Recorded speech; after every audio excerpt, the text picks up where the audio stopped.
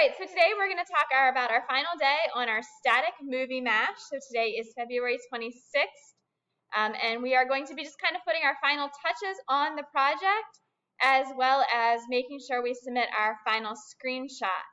So I do want to bring to your attention where you can find the rubric if you haven't looked at it already. Well, let's see. I'm in the wrong week. So back in week 4, where it says Movie Mash Overview Planning and, so this is where you should be able, sometimes I have trouble on my screen. There we go. To find the rubric with how I will be assessing your project. And this is a file that students can read. So I just want to take a minute to go over. So did you use at least 4 images? If so, you will receive all your points. Now, for the title, not only do you need to have a title, but let's take a look at the details here. The title was well placed. It has contrast with the background. So a review of contrast. Contrast is the difference in colors, so a light and a dark color. You know, if you have a black background, you probably don't want a dark red or a navy blue or a brown title. So you want more of that yellow, the light colors, even a red can be brought out. The font choice and color matches the theme. So we talked a little bit about in the beginning of the semester about typography and how we associate words with colors and feelings and things like that. So we don't necessarily want to have a poster that is referencing something maybe more on the eerie or scary side, and we kind of have like a happy font.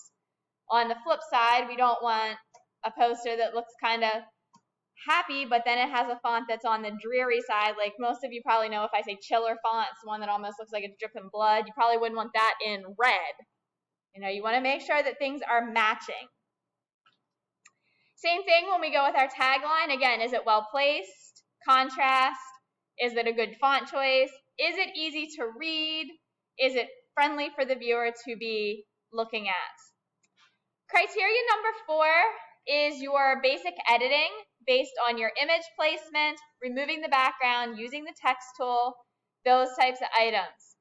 So do you display excellent skills using very basic editing skills? No, this was just touching on those basic editing skills.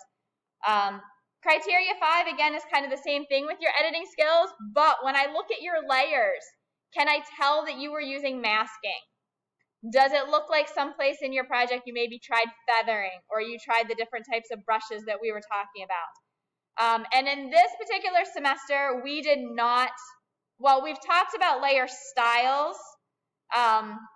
Layer style have to do, so in your text, did you use any of the gradients? Did you use any of the strokes? Those are our layer styles.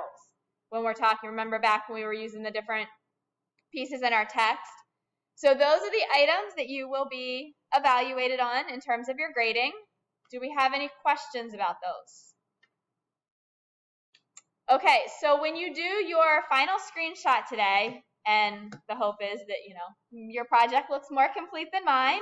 I stopped in the middle of cloning here and here. I never put the title on, at least in this particular version. Your final screenshot needs to include your layers and your image. So something like this. Now, all along, you're supposed to be capturing your layers, but some students have not been. So please make sure you're including your layers. This would be copied, and then this will be your final screenshot on this week's, the February 22nd to 26th post. This will be your final screenshot on this post that I will evaluate. Okay? Questions on that? All right, so today's class period is for you to finish up your Movie Mash poster and make sure that gets turned in. Enjoy, have a good one. Make sure you reach out if you have questions.